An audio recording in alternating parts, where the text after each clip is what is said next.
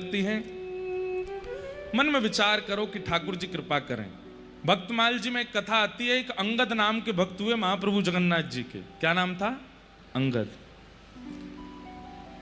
उनके मन में बिल्कुल भक्ति नहीं थी ठाकुर जी के लिए, पर जब उनका विवाह हुआ तो उनकी पत्नी ने कहा कि मैं ठाकुर जी की परम भक्ता हूं, मैं इसी शर्त पे ब्याह करूंगी कि ना तो मुझे कथा में जाने से रोकोगे, ना मुझे सत्संग से रोकोगे, ना मुझे कभी तीर्थ जाने से रोकोगे, एकादशी व्रत करूंगी, ठाकुर जी की सेवा करूंगी, ये सब मंजूर हो तो मैं ब्याह करूंगी।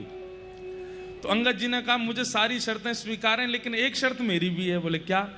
तुम जो भी करोगे मुझसे जिद नहीं करोगे कि मैं कथा में चलूं, सत्संग में चलूं, तीर्थ जाऊं, मंदिर बैठूं, एकादशी करूं, मैं कुछ नहीं करूंगा। दोनों की रजामंदी हो गई। लेकिन अंगद जी का एक स्वभाव था कि वो अपनी पत्नी से इतना प्रेम करते थे, उनके रूप से, उनके स्वभाव से, उनके क्रियाओं से इतना प्रेम करते थे, वो अगर कुछ कहते तो मान लेते थे, बस कथाएं आदि नहीं सुनते थे। एक बार उनकी पत्नी ने सोचा आज एकादशी का दिन है, मेरा जन्मदिन भी आ गया है संभवतः एकादशी को, आज अपने गुरुजनों को घर बुला के मधुर कथा कराती हूं। तो घर पे जैसी कथा कराई तो संत जन बैठ करके कथा कीर्तन कर रहे थे। इतने में ही अंगद जी आ गए। अंगद जी ने जैसे देखा कि संत महात्मा वैष्णव जन खूब सारे इकट्ठे घर में हो गए और उछल उछल के नाच रहे हैं, कीर्तन कर रहे हैं, अंगद जी को क्रोध आ गया और जाकर के उन्होंने पूरा माहौल बिगाड़ा। संत जनों को कहा निकलो यहां से, तुम्हारी धर्मशाला है ये, घर है मेरा, कोई कथा नहीं होगी, कुछ नहीं होगा, सब लोग अपने अपने घर जाओ। आज उनकी पत्नी ने कहा कि आप भक्ति नहीं करते, कथा नहीं सुनते, मंदिर नहीं जाते, मैंने फिर भी आपसे विवाह किया, लेकिन मैंने पहले ही कहा था कि मेरी क्रियाओं में हस्तक्षेप नहीं करना। अंगद जी बोले मैंने हस्तक्षेप नहीं किया, बाहर चाहे जितना सुनो, घर में कोई नहीं आएगा, मेरा घर है ये। बोले घर में नहीं आएगा, आपको पता चला कि आपके घर में कथा हो रही है तो कथा के बाद मुझे बोल देते कि कल से कथा घर में मत करवाना। ये बीच में इतना माहौल खराब करके और संतों का अपमान करने की क्या आवश्यकता थी? अंगद जी बोले अब तो हो गया, मुझे क्रोध आया। बोले आपसे तो हो गया, लेकिन एक वैष्णव अपराध आपने किया है। अब मैं व्रत लेती हूं आज कि प्राण त्याग दूंगी, लेकिन अपना मुख आपको नहीं दिखाऊंगी, आपका त्याग नहीं करूंगी, आपके यहां रहूंगी, भोजन बनाऊंगी, आप जैसे कहेंगे वैसे रहूंगी, लेकिन अपना मुख नहीं दिखाऊंगी आपको और ना आपका मुख देखूंगी। अंगद जी महाराज तो बड़े उदास हो गए। पत्नी को ही तो देखते थे वो, उसी में ही तो सुख मिलता था उनको। 6 महीने हो गए पत्नी ने मुख नहीं दिखाया। एक दिन अंगद जी बाहर निकले, बड़े उदास हताश जा रहे थे, तो कहीं कथा हो रही थी, ऐसी पंडाल लगा था, लोग बाग बैठ के सुन रहे थे। अंगद जी ने सोचा इस कथा ने ही मेरा घर बर्बाद कर दिया, सुन के तो आऊं, ऐसा होता क्या है कथा में, मेरी पत्नी कथा के आगे, सत्संग के आगे मुझे छोड़ रही है, कथा नहीं छोड़ती, सुनूं तो सही है क्या। आके सबसे पीछे अंगद जी बैठ गए और जैसे ही अंगद जी बैठे हैं, जय हो महाराज, बड़ी कृपा, जय खाटू श्याम भगवान की जय। ऐसा क्या है कथा में? तो कथा में जाके पीछे बैठ गए, अंगद जी सुनने लगे। सुनते सुनते सुनते उनका ऐसा मन लगा, ऐसी रुचि आई, ऐसा प्रेम बढ़ा कथा से उनको, मतलब 6 महीने से जो पत्नी को ना देखने का जो विरह था चित्त में, शांत हो गया। इतना अच्छा लगा। थोड़ी देर बाद सब लोग उठ करके जाने लगे तो अंगद जी बोले क्या हुआ, आप लोग सब जा क्यों रहे? बोले कथा विश्राम हो गई। अब कब होगी? बोले कल फिर होगी, दोपहर में होगी, 3 बजे से आ जाना। तो अंगद जी महाराज बोले अच्छा मैं आ सकता हूं? बोले हाँ आ जाना। अगले दिन अंगद जी फिर चले गए कथा में, दूसरे दिन फिर सुनी और अच्छा लगा, तीसरे दिन कथा फिर पूरी हो गई, चौथे दिन गए तो वहां कोई आया ही नहीं। किसी से पूछा, बोले भैया क्या हुआ? बोले कथा विश्राम हो गई, 7 दिन की होती है। बोले अब कहाँ होगी? बोले पास के गांव में हो रही है। अंगद जी वहां गए, इतना सुख और इतना रस उनको आने लगा कथा में। अब तो हर जगह कथा सुनने जाते हैं। एक बार उन्हीं के शहर में कथा हुई, पत्नी से बातचीत हो नहीं रही थी, साल भर हो गया था। कीर्तन गाया व्यास जी ने, तो आगे तो पत्नी नाच रही थी और पीछे श्री अंगद जी नृत्य कर रहे थे। अंगद जी का नृत्य ऐसा था कि नेत्रों से अश्रुपात, रोम रोम कंपायमान, प्रेम के सारे लक्षण प्रकट होने लगे। सब लोग उनको देखने लगे। व्यास जी भी मंच से कहने लगे, देखो कैसा अद्भुत भक्त नृत्य कर रहा है। आगे नृत्य कर रही पत्नी ने कहा, मैं भी दर्शन करूं, कौन से भक्त हैं। पीछे देखा तो अंगद जी, ये तो मेरे पति देव है, ये आज नाच कैसे रहे हैं। थोड़ा और पास जाकर के देखा तो नेत्रों से अश्रु, कोई आडंबर नहीं था, वास्तविकता। कुछ नहीं कही, चली गई। घर पर आज घूंघट नहीं कर रखा था। अंगद जी जैसे ही आए तो अंदर आकर के देखा और पत्नी से बोले, देवी तुम घूंघट नहीं कर पाई हो, मुख ढक लो अपना, मैं आ गया हूं घर पे। पत्नी ने कहा, अब घूंघट नहीं करना है। क्यों? अब क्यों नहीं? बोले, अब आप वैष्णव हो गए हो, अब आप भक्त हो गए हो, अब मेरे को ये नियम धारण नहीं करना है। अंगद जी बोले, देवी बुरा नहीं मानना। क्या? 6 महीना पहले तुम्हारा रूप देखने में बहुत आनंद आता था, पर अब जब से कथा आई है ना जीवन में, अब तुम नहीं, अब तो मुझे ठाकुर जी को देखने का मन है, अब तो प्रियालाल जी को देखना। चरित्र बहुत अच्छा है।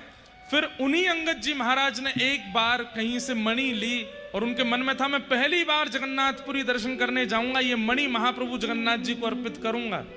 लेकिन राजाओं ने उनको बंदी बना लिया और मणि जब मांगने लगे तो उन्होंने सामने ही सरोवर देखा और जगन्नाथ जी से कहा, नाथ आप कोसों दूर हो मुझसे, लेकिन आप आजान बाहु हो, महाबाहु हो, मैं आपके पास नहीं आ सकता, मेरी मणि को आप स्वीकार करो। और उन्होंने वो मणि उस सरोवर में डाल दी।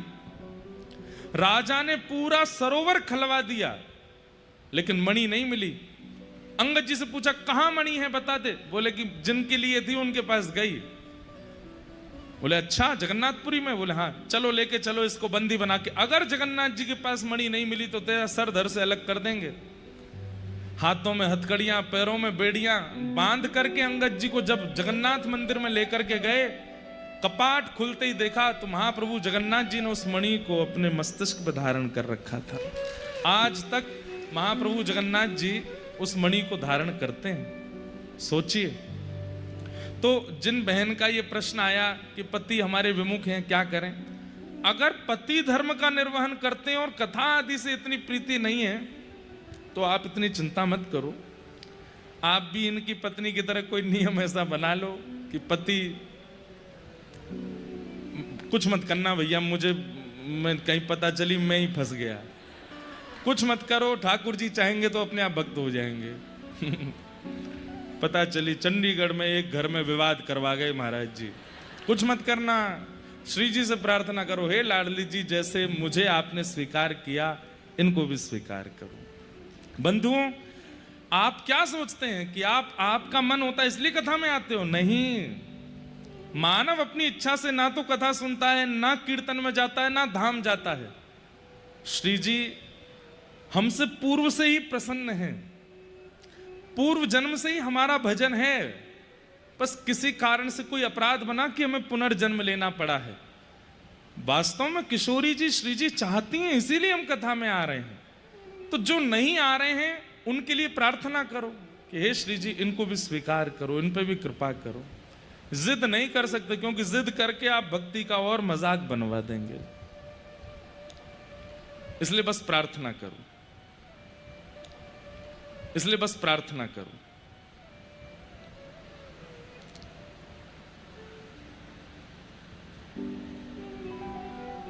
एक बड़ा विचित्र प्रश्न है,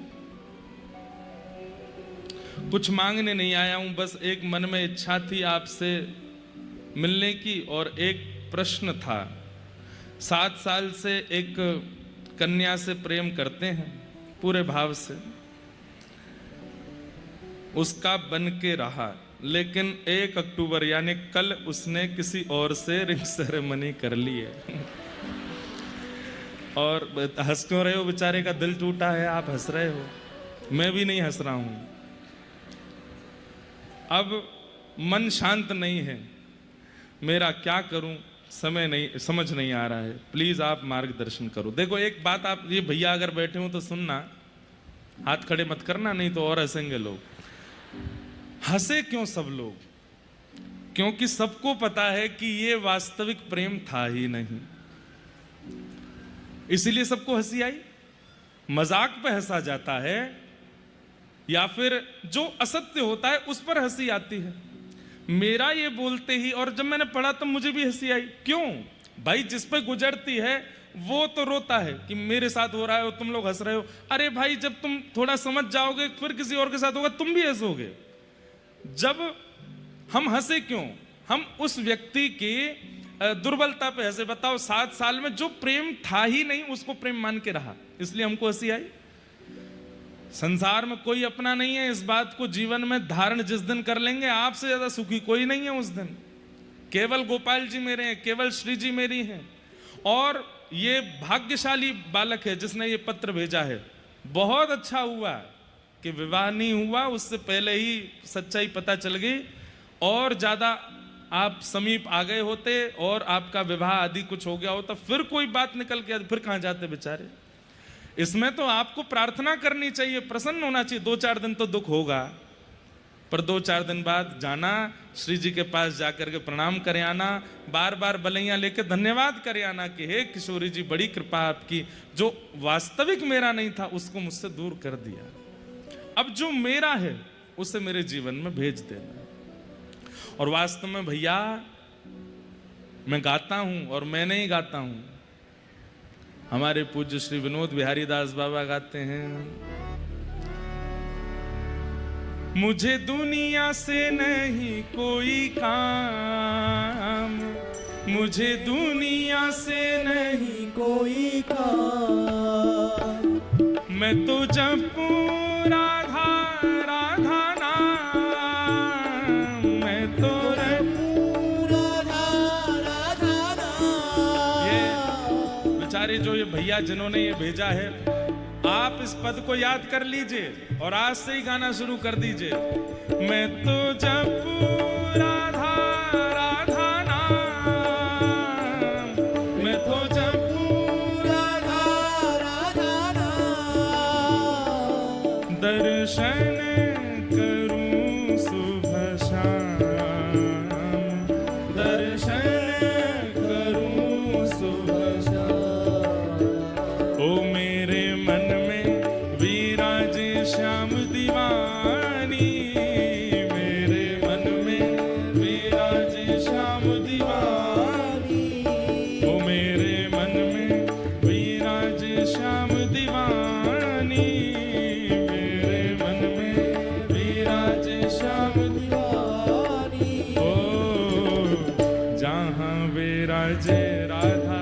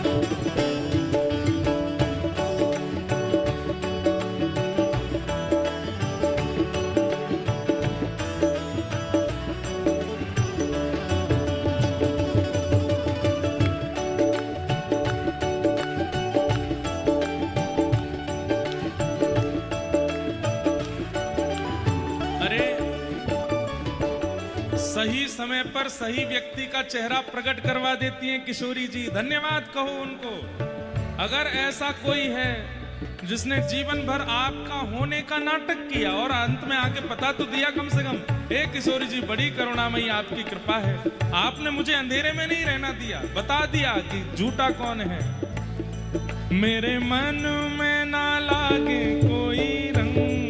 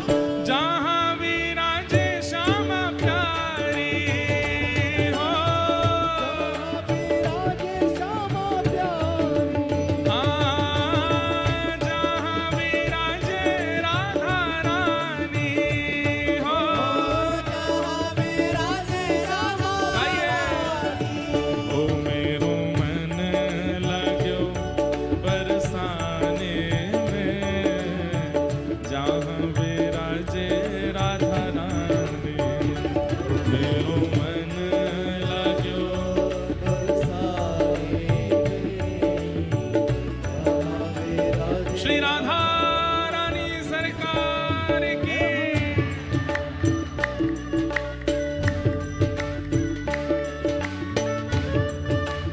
पीछे वाले भी भुजा उठा के बोल वृषभानु दुलारी की, बोल वृषभानु के जमाई की।